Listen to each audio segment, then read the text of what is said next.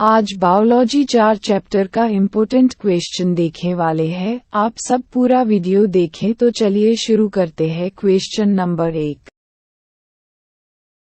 4. उत्सर्जन। 1. उत्सर्जन को समझाएं। अंश उत्सर्जन जीवों के शरीर से उपापचय क्रियाओं के फलस्वरूप उत्पन्न अवशिष्ट पदार्थ का निष्कासन उत्सर्जन कहलाता है। 2. उत्सर्जित पदार्थ से आप क्या समझते हैं? अंश शरीर के लिए आवश्यक एवं विषाक्त होते हैं, इसी पदार्थ को उत्सर्जी पदार्थ कहते हैं। X अमोनिया, यूरिया, लवण, जल इत्यादि। 3. वृक्का क्या है? अंश यह एक प्रमुख उत्सर्जित अंग है। ये जोड़ों के रूप में पाया जाता है। इसका आकार सेम होता है। लंबाई इक्वल्स 10 सेंटीमीटर, चौड़ाई इक्वल्स 5-6 सेंटीमीटर, मोटाई इक्वल्स 2.5 सेंटीमीटर। 4. नेफ्रॉन का सचित्र वर्णन करें। अभिवाही धमनिका, ग्लोमेरुलस, बोमेन संपुट, कुंडलित नलिका, हेनले का अधिरोही चाप, अपवाही धमनिका, संग्राहक नलिका, दूरस्थ कुंडलित नलिका, सामान्य संग्राहक नली, हेनले का अवरोही चाप, मूत्रवाहिनी को। चित्र 4.21 वृक्क नलिका की संरचना। प्रत्येक वृक्क नलिकाओं का आरंभ प्याले जैसी संरचना से होती है, जिसे बोमेन संपुट कहते हैं। बोमेन संपुट में एक नस होता है जिसे अभिवाही धमनिका कहते हैं।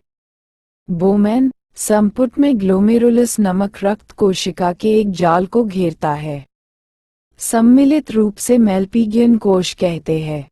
रक्त में जो साफ करने का कार्य करता है वह है ग्लोमेरुलास है।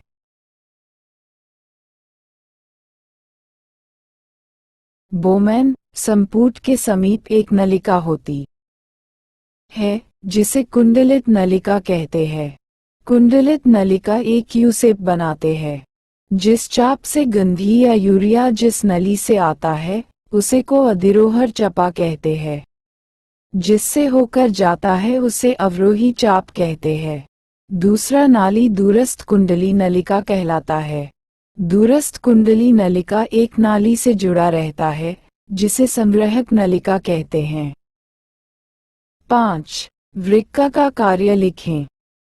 अंश मनुष्य का वृक्का सबसे महत्वपूर्ण उत्सर्जी अंग है। ये जोड़ों के रूप में पाया जाता है। इसका आकार सेम के बीज के समान होता है। ये मूत्र निर्माण कार्य करता है। बोमेन संपुट के समीप एक नलिका।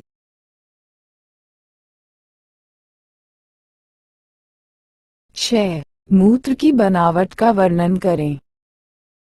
अंश मूत्र में साधारण जल, यूरिया तथा सोडियम क्लोराइड विद्यमान रहता है। 24 घंटे में 80-100 ग्राम प्रोटीन सेवन करते हैं। प्रतिशत मात्रा निम्नलिखित हो सकती हैं। X जल इक्वल्स 96%, यूरिया इक्वल्स 2%, ठोस इक्वल्स 4 अन्य मूत्र की पदार्थ इक्वल्स 2% होता है। यूरिया की सामान्य मात्रा 100 मिलीलीटर रक्त में 30 मिलीग्राम मानी जाती है। 7. कृत्रिम वृक्का क्या है? अंश वृक्का का कार्य एक अति विकसित मशीन का इस्तेमाल से करता है जिसे डायलिस मशीन कहते हैं।